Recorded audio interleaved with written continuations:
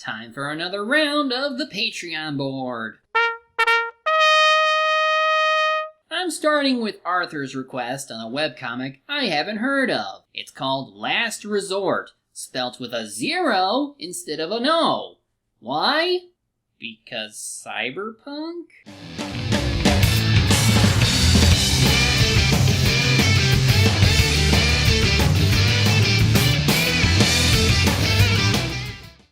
From the About page on the official comic website, the creator of this series is a visual designer named Rachel Kalensky. She's been running this series since 2007, with weekly updates until 2018, when it slowed to a monthly release. The last installment was on December of 2020, but she's still active on Twitter at least. So hopefully she's getting by just fine. Otherwise, I think we'll only look at the first few chapters. This is just going off the new readers page, which summarizes parts of the story, so hopefully we can get something interesting out of this. For instance, chapter 1 is called Casting Call, and right away you can see a sharp contrast from how the art looks today to how it used to be. Gotta start somewhere. But at least there's plenty of texture used for certain backgrounds. Anyway, this is our main character, Jigsaw Fort. She's a violinist who wants to join this violent intergalactic show that this comic is named after. So she meets with a shady businessman who could help her, named Vincent. Vincent can't believe that someone without a criminal record wants to take part in a blood sport. She also seems well off, so what's her angle in all this? What even is this world? Well, I'm sure we'll find out soon enough. Jigsaw tries reminding Vincent that he's desperate for entrance, but because she was sassy and sharp-tongued this whole time, she gets turned down. But the secretary hands her directions to someone named Cypress. Maybe that person can help. Meanwhile, we get further world building where anthropomorphic animals live besides humans. This black cat-looking alien is named Slick Giovanni. Sounds like a mafia name to me. And he's getting into a fight with this Medusa-like alien named Geisha. At least we're getting a colorful cast going. Now, about Cypress.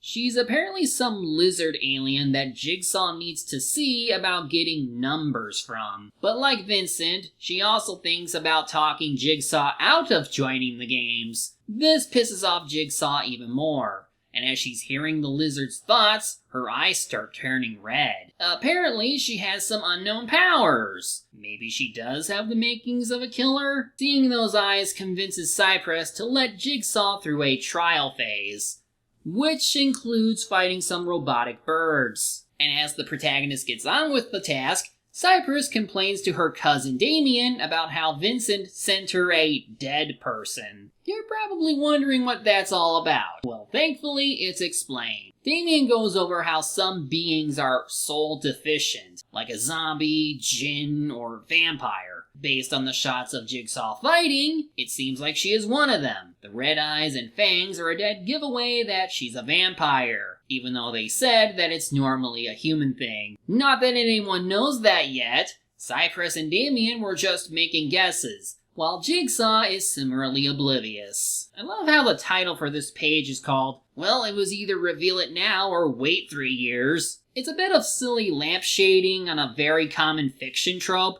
and there's more of them, like realism in a reality show, about time, or there will not be a pop quiz on this. Next is Chapter 2, Don't Say Goodbye, Say Hello, which starts with Jigsaw having a run-in with Giovanni. He was trying to avoid being shot with lasers, and it resulted in male lands on female chest shenanigans. But at least she doesn't seem to mind. In fact, she thinks he's rather harmless. Giovanni tries to get away from the guards by claiming they can unload him onto Jigsaw, since she's one of the executioners. When asked for proof, Jigsaw shows them the head of a robot she destroyed.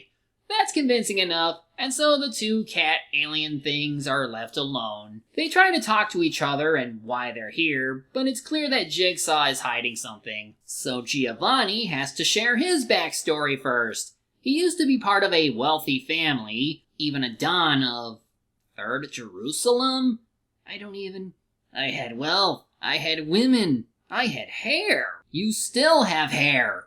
just not as slick. Oh.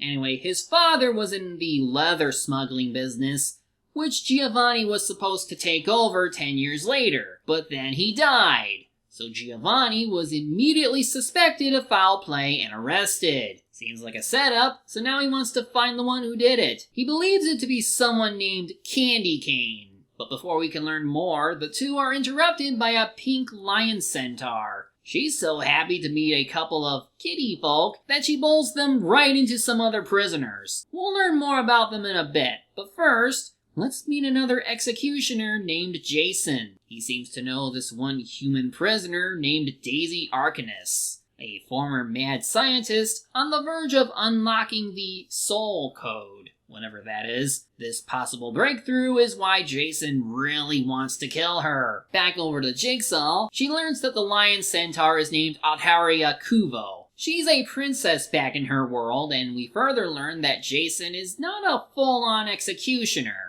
He's still a volunteer. His henchman tries to read everyone's souls, but Jigsaw tells him to stop on no uncertain terms. She's had a long day and won't be messed with any further. So Jason leaves, while Jigsaw and Adharia lead their prisoners away to their quarters. Watching the scuffle are Vincent and Cypress, who are gleaming over the prospect that their program will be beautiful, which seems a bit at odds to how they were before, but then again, they might know something we don't. So far, it's a bit of a slow build-up to when we actually see the killing games. But we got one more chapter to look over today, so let's see if there's some payoff. First, we get some bonus pages that go over the game show and its participants. We learn that Adharia, or Addie, apparently comes from a planet with restricted exposure to the rest of the galaxy. So, will that lead to something? Anyway, Chapter 3 is called Episode 1 Series Premiere, which is weird since I thought this show has been around for longer. Wouldn't it be a season premiere? Maybe I had it wrong this whole time, but whatever. We see this family of Talmi, the same cat alien species that Jigsaw and Giovanni are part of, getting ready to watch the show. Guess everyone is into this killing game. They're also watching because Daisy is on it, which makes me wonder just how much notoriety she has. Otherwise, back on the station, we see that every participant, even the volunteers, have the same prisoner uniforms as the criminals. I assume that's to confuse the players, or maybe the higher-ups really want to see people kill each other regardless of status. Anyway, everyone is brought forth to Cypress, who explains that they'll all receive a Wisp camera that will record every action they take. No one is to remove or damage it. Then, as the video feed begins, we learn that the criminals just need to survive in order to gain their freedom. Otherwise, everyone is split into 4 groups based on their skill sets, which results in a crowded group photo that introduces us to more characters. Jigsaw is part of the Demolition Division. Whoever wins these rounds will be promoted to Executioner. Then we're immediately thrown into the trials. It's not really so much a killing game as it is just a deadlier version of certain fighting shows. Otherwise, most of the characters fighting here would probably be dead right now. It begins with Addie fighting Geisha, who gets KO'd after ripping off part of the Lion Centaur's suit. During the agility trial, Daisy pulls ahead while singing a Christmas song that's apparently offensive to this horse alien, White Noise. Of course, when you're a human whose only advantage is cybernetics, I suppose you can show up a supposedly superior alien species, but something goes wrong with her cybernetic leg, and she ends up losing to White Noise, who returns the favor with the quite ugly horse smile. Now for the sniper trial, and nothing's happened. Hey idiots, you're all on live broadcast across the galaxy right now. You know how expensive this airtime is? You're all armed, so start shooting. You don't know how snipers work, do you? Even Giovanni tells him to shut up because he knows better. But once Vincent turns his back because of how slow this is, he misses all the action. And the winner of this round is Jason. Quick lesson in expecting gunmen to work on command for cameras. We don't. And now a word from the sniper. Professionals have standards. Be polite. Be efficient. Have a plan to kill everyone you meet. Anyway, the last trial is the demolition one. The two prisoners take the lead, and Jigsaw is currently at odds with another prisoner named Arikos. He suspects she's dead inside, during which he ends up chucking her through the wall, which accidentally gets her across the finish line. So of course, even by accident, Jigsaw is the final executioner. What?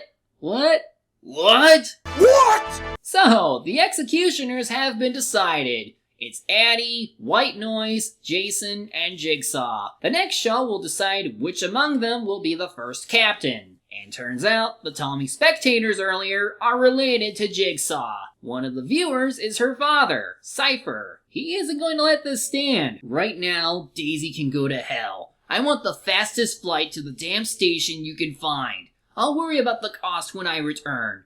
And whether it's in business class or a body bag, I'm bringing our daughter back with me. Fear me and my green hero mask. I'm totally not a DC villain. So, yeah, not a whole lot to write home about, but there is potential here. They're slowly leading into something bigger with the fact that our main character is a vampire. She has some knowledge of Daisy and what she's done. And the fact that this deadly game show exists for all to see is bound to open a can of worms. I mean, what sort of sick government would go out of their way to do this? Well, considering how other pieces of fiction depict these type of games, it does say a lot about our own societies and the bored rich people who dominate them. Maybe we'll get more of that theme of the wealthy exploiting the downtrodden as the story continues. No one's died yet, but that could easily change. Presentation-wise, sometimes the speech bubbles and panels are placed in such a way that the conversations are harder to follow. Some of the action scenes also flow oddly, but at least the art slowly improves over the first few chapters I read. In the end, it's fine. Maybe I can return to this series if asked, but until then, we have other entries to go through. So tune in next time when we play a video game tie-in to a movie I already reviewed.